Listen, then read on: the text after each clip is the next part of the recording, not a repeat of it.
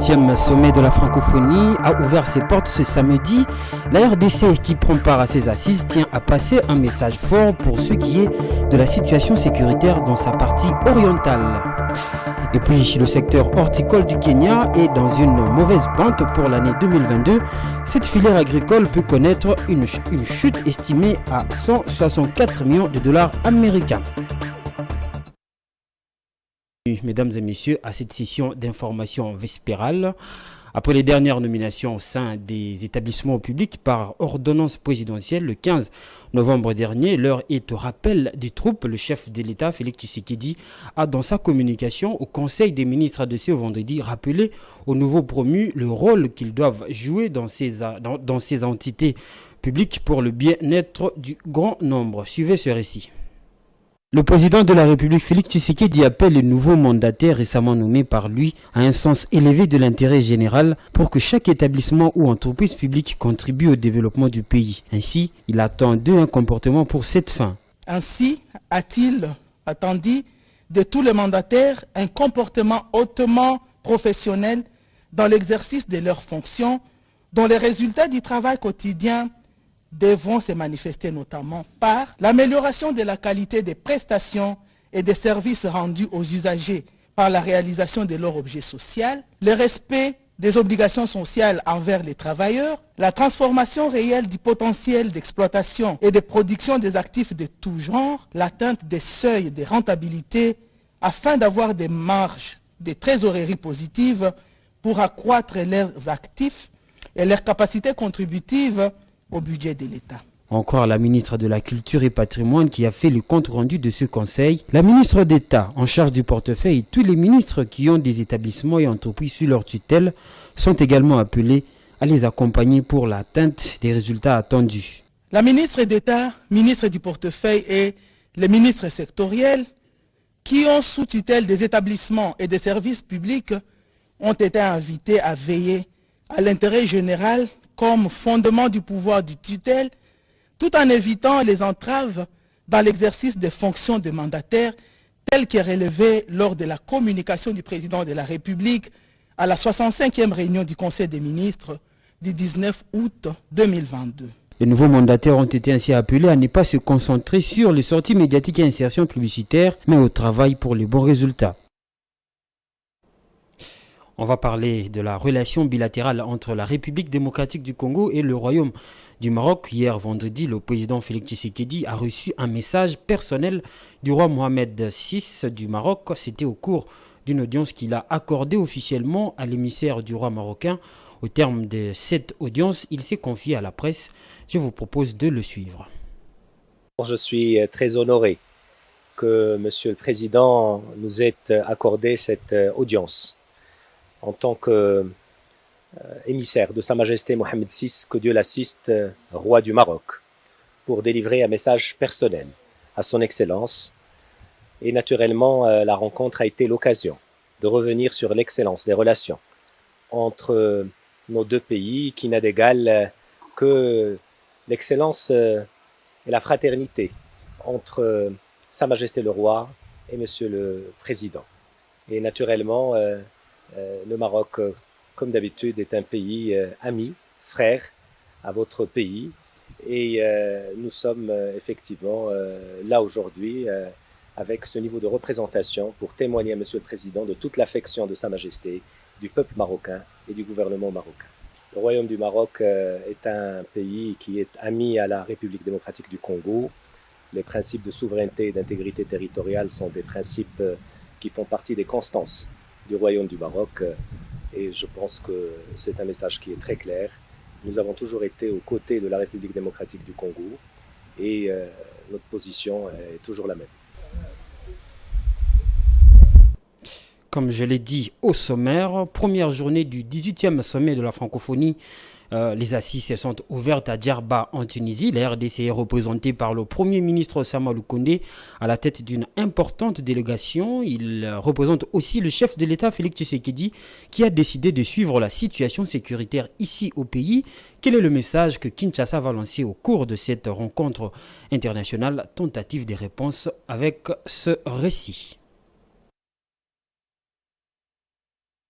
Le Premier ministre Samalou Kondé a pris part ce samedi à l'ouverture des travaux du 18e sommet des chefs d'État et de gouvernement de la francophonie qui se tiennent à Djerba en Tunisie. Représentant le chef de l'État, Félix Tshisekedi, resté au pays pour suivre l'évolution de la situation sécuritaire dans la partie Est, le chef de gouvernement congolais a été accueilli à son arrivée dans la salle polyvalente où la cérémonie d'ouverture se déroule par le président tunisien Kaïd Sayed et la secrétaire générale de la francophonie Louise Mouchikiwabo. Faisant face à une guerre injuste dans la région du Kivu, la RDC a accepté de participer à ces assises principalement pour faire entendre sa voix et dénoncer cette énième agression rwandaise sous couvert des terroristes du M23 qui causent des graves dégâts notamment sur le plan humanitaire. La RDC entend également réaffirmer sa détermination à abriter la 9e édition des Jeux de la francophonie qui se tiendront à cheval entre juillet et août 2023 à Kinshasa. Pour protester contre l'agression rwandaise, la délégation de la République démocratique du Congo a refusé de s'afficher dans la même photo de famille de ce 18e sommet des chefs d'État et de gouvernement de la francophonie avec le président Paul Kagame du Rwanda, pays agresseur de la RDC. Selon l'agenda des travaux,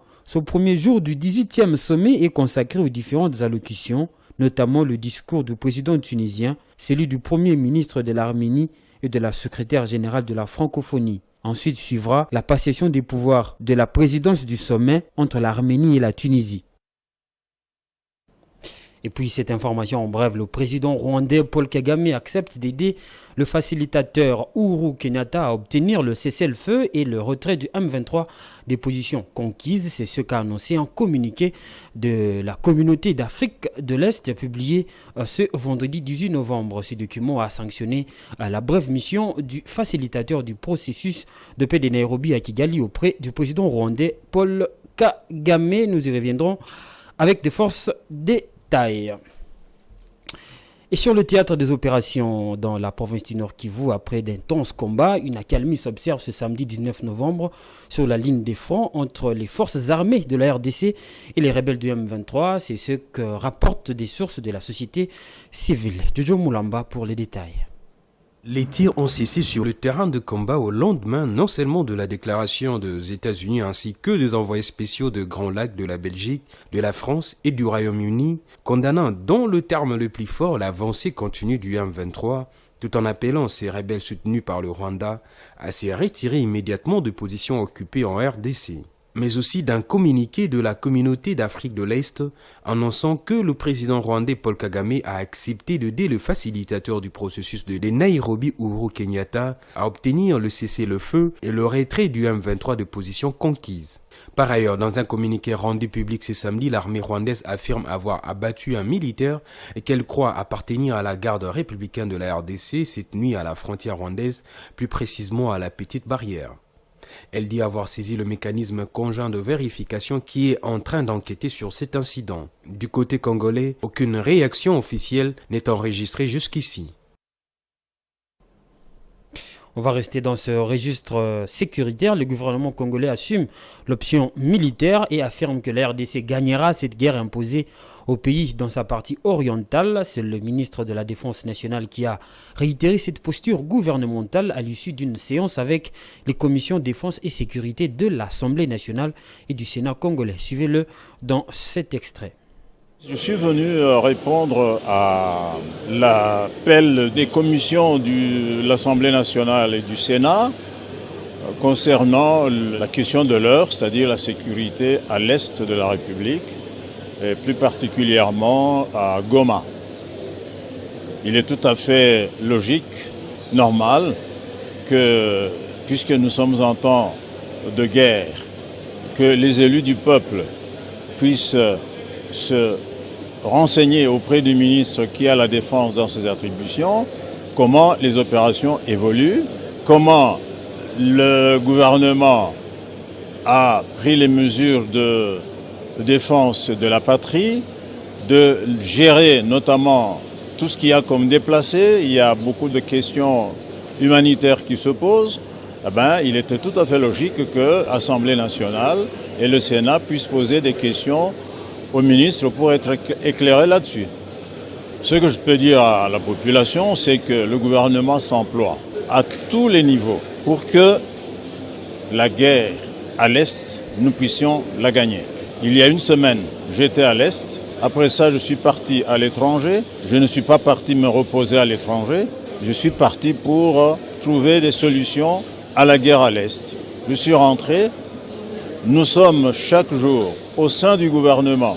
Chaque jour, nous examinons la situation à l'Est et la population peut être sûre que son gouvernement, son Parlement s'occupe de manière permanente de cette situation et la population peut compter sur ces instances-là parce que cette guerre, nous allons la gagner.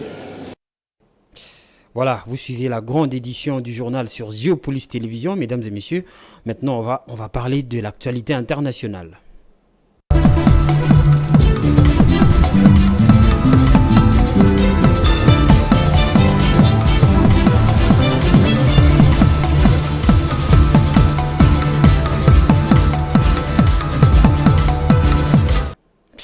Le développement du tourisme urbain pour booster les revenus et stimuler la croissance économique en Afrique, c'est l'une des réflexions au menu des travaux du comité intergouvernemental des hauts fonctionnaires et experts de la CEA, Afrique centrale et de l'Est, est réuni du 15 au 18 novembre 2022 à Victoria, aux Seychelles. Suivez nos amis d'Africa 24.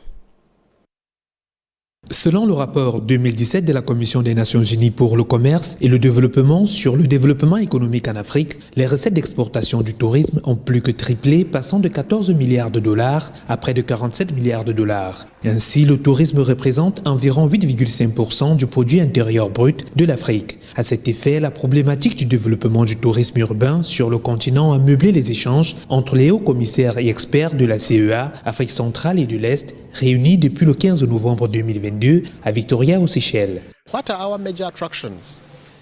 Quelles sont nos principales attractions en Afrique? Nous n'avons surtout que la faune avec les animaux sauvages et la plupart des Africains les ont vus et les connaissent déjà. Ceux qui vivent sur la côte connaissent la plage et leur dire d'aller à la plage n'est pas une attraction. Ils seraient attirés par quelque chose de nouveau, quelque chose auquel ils ne sont pas habitués. Comment pouvons-nous faire des villes africaines des centres d'attraction? Nous voulons nous concentrer davantage sur cet aspect. Les zones urbaines ne sont pas seulement des zones où les gens dorment et se rendent ensuite dans les zones rurales et les parcs pour visiter, mais des zones urbaines attractives.